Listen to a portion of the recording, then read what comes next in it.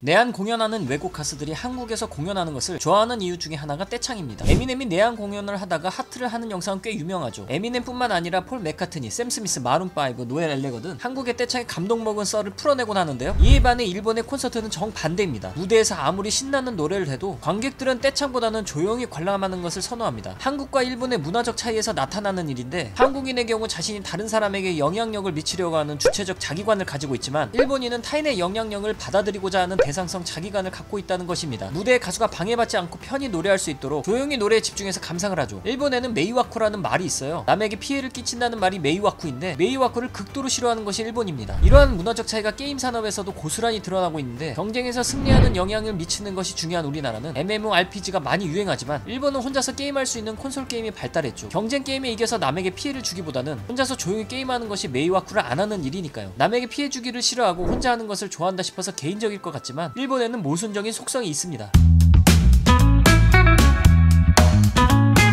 바로 튀면 죽는다는 것인데요. 일본에는 특이한 집단주의가 설정되어 있는데, 일본은 개인적이면서도 집단적이라는 모순된 문화가 존재합니다. 예를 들어 일본 사람들은 제복 사랑이 끔찍해서 유치원부터 회사원까지 각각에 맞는 제복을 입고 있는데, 자신의 개성을 드러내는 것보다는 다른 사람과 비슷할 때 소속감과 편안함을 느낀다고 하기 때문이죠. 직업을 가질 때에도 제복을 입지만 취업을 준비할 때도 정해진 양식이 있다고 하는데, 이를 리크루트 복장이라고 합니다. 이런 특성은 일본 역사에서부터 찾아볼 수 있어요. 일본은 천황이 상징적인 존재로 있고 실질적인 관리는 막부가 맡았습니다. 15세기 후반에 무로마치 막부가 힘이 약해진 사이 전국의 다이묘들이 세력을 확장하기 위해 들고 일어나기 시작합니다. 이때부터 전국이 싸움터로 변하는데, 이때를 전국시대라고 하죠. 일본은 15세기 중반부터 16세기 후반까지 치열하게 싸움을 시작하는데, 자신의 세력을 확장하기 위해서는 우선 집안 단속부터 철저히 해야 했습니다. 뭉치면 살고 흩어지면 죽는다. 지역에서 이탈을 막기 위해 사원을 중심으로 단단히 뭉쳤고, 전쟁뿐만 아니라 일상의 일까지 도와주기 시작합니다. 농번기, 마쓰리 축제에도 같이 참여하고 다른 마을과 구별하기 위해 제복을 입었는데, 이들에게 소속감을 느낀다는 것은 곧 생존과 연결이 되는 것이었습니다. 롤을 할 때 같은 팀끼리 똘똘 뭉쳐도 승리가 힘든 마당에 한 명이라도 트롤이 있다면 부모님의 안부까지 묻는 경우가 많잖아요. 마찬가지로 집단에서도 트롤 짓을 하면 집단 전체가 피해를 보고 그 집단에서 바로 아웃당하기 때문에 불만이 있어도 시키는 대로 해야 했습니다. 여기서 아웃은 심하면 죽음까지도 처벌이 내려집니다. 그래서 일본은 안과 밖의 경기가 분명하다고 해요. 스모 선수들이 경기를 할 때 승패를 가르는 방식이 선수를 밖으로 밀어낼 때 승리하는 것이잖아요. 밖으로 나가는 것은 곧 죽음을 의미하니 안과 밖에 대한 인식이 어떤지 알 수 있겠죠. 학교 안에서도 이런 인식을 확인할 수 있는데, 이지메는 이미 공동체 밖에 있는 사람이기에 이지메를 당하는 학생에게는 공포 그 자체입니다. 같은 맥락으로 일본 거리가 깨끗한 이유도 설명할 수 있는데요. 다이묘는 신사를 중심으로 마을을 지배하였는데, 신사로 가는 가도는 신성하다고 생각하기 때문에 주민 사람들에게 수시로 청소를 시켰다고 합니다. 불만이 있어도 공동체 안에서 꼭 해야만 하는 일이었어요. 또한 에도 막부 시대에는 막부가 다이묘를 통제하기 위해 참근 교대제라는 제도를 활용했는데, 다이묘가 수도 에도에 1년간 강제로 거주하게 만든 제도입니다. 다이묘들이 에도를 갈 때 다른 다이묘 지역도 종종 지나갔습니다. 지나가는 길목을 더럽게 보일 필요가 없잖아요. 깨끗하게 모이면 우리 지역의 안정과 번영을 보여주는 것이었는데, 이것도 역시 주민들에게 깨끗하게 청소할 것을 지시했다고 합니다.